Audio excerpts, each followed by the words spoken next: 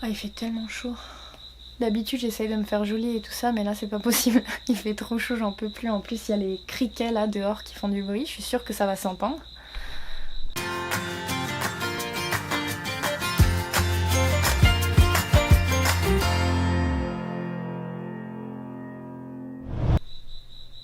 Bonjour.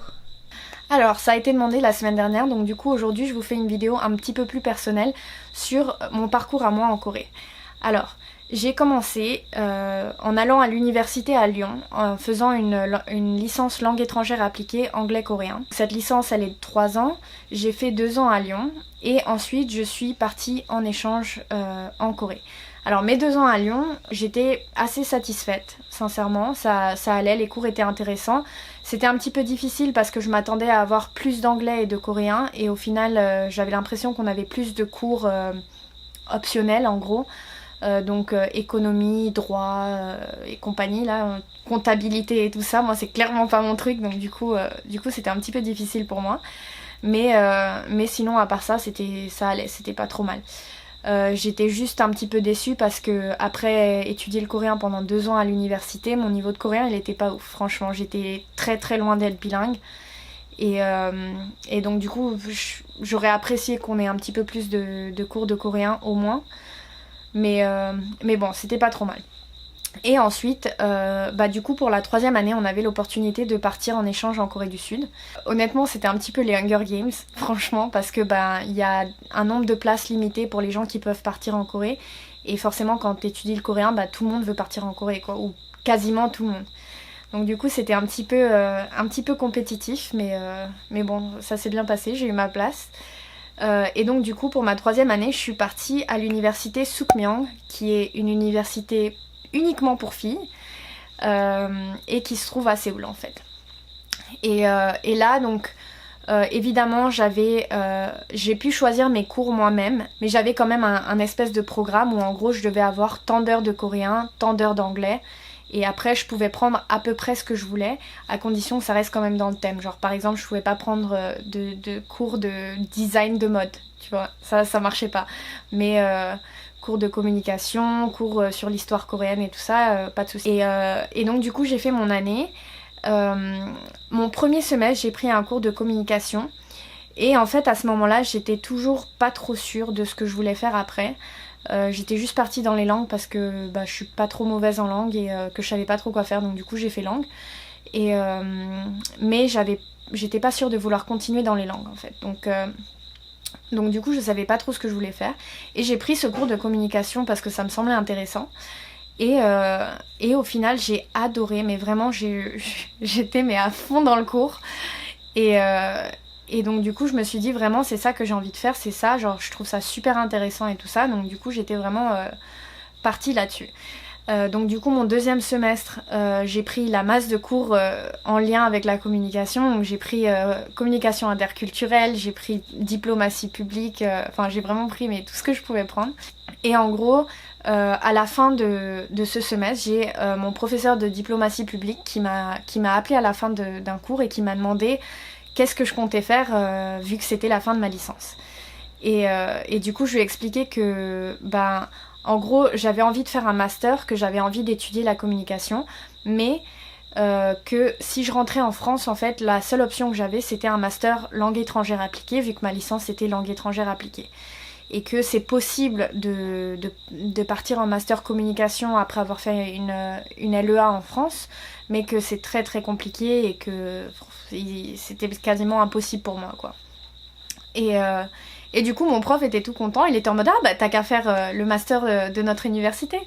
Et moi j'étais en mode oui, moi du coup j'avais très envie de faire ça, mais le problème c'est que l'université en Corée, un semestre ça coûte à peu près 4500 €.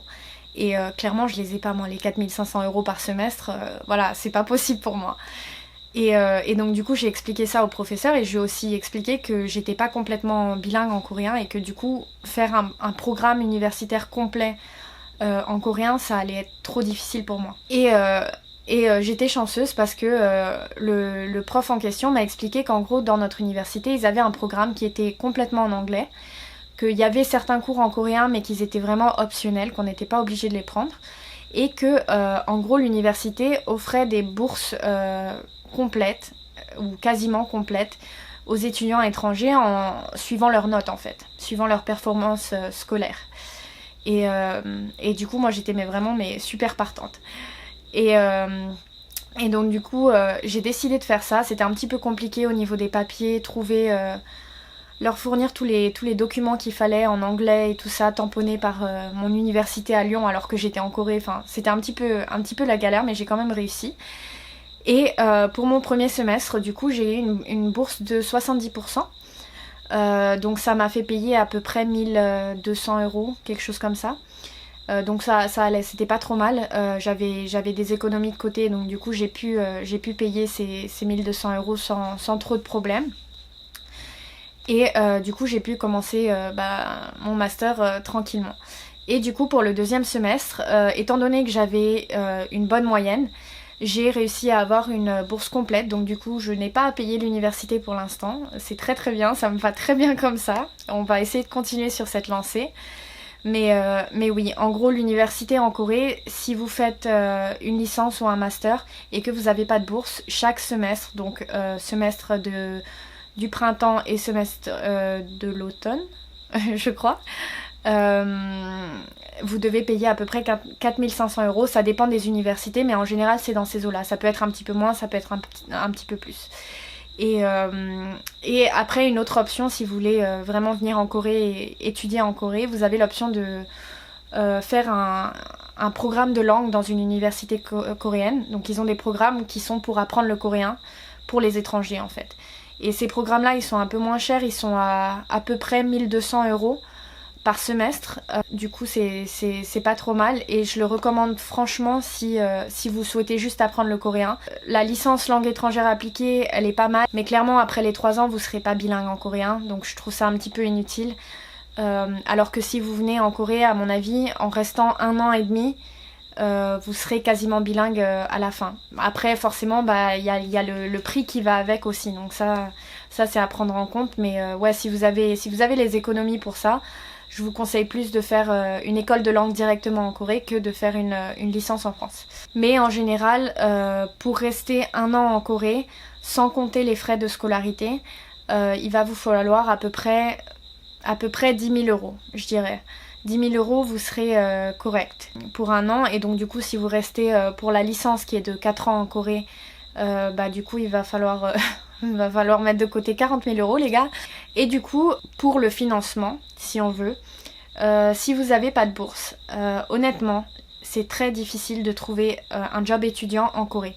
C'est très très très difficile. Déjà de 1, parce que les Coréens, ils n'engagent pas des personnes qui ne sont pas bilingues en coréen. De 2, parce que vous êtes limité avec le temps de la fac. Donc vous avez vos cours et tout ça, donc vous ne pouvez pas travailler n'importe quand. Et de 3, l'immigration. En gros, quand vous êtes étudiant en Corée du Sud, vous avez pas mal de boulot que vous n'êtes pas autorisé à faire. Donc tout ce qui est dans l'enseignement, enseigner le français, de l'aide aux devoirs et des choses comme ça, c'est interdit, vous pouvez pas. Ensuite, travailler la nuit, travailler dans un bar, travailler même, il me semble, dans des restaurants, mais je suis pas sûre de ça, mais il me semble que ça aussi, c'est interdit. Enfin bref, vous avez mais vraiment genre plein de petits boulots basiques en fait que les étudiants peuvent faire parce que ça demande pas de diplôme particulier. Au final en Corée on n'a pas le droit de le faire. Après évidemment il y a des étudiants qui le font quand même et qui le disent juste pas à l'immigration en fait. Mais ça c'est vachement dangereux parce que si l'immigration vous attrape, votre visa il peut être annulé, donc du coup je sais pas si ça vaut le coup de faire ça ou pas. Donc oui, les boulots étudiants en Corée du Sud c'est très difficile. Honnêtement moi mon seul conseil c'est de économiser un max si vous voulez venir et puis quand vous avez la somme minimum, venez et profitez de votre séjour à fond. Voilà. Bon, c'était tout. Si vous avez d'autres questions, n'hésitez pas à les laisser en commentaire. J'essaierai d'y répondre soit en commentaire, soit en vidéo. Si ça vous a plu, évidemment, vous savez quoi faire. Si vous êtes nouveau, n'hésitez pas à vous abonner, ça fait plaisir. Vous pouvez aussi me suivre sur Instagram, ici. Et voilà, bisous bisous!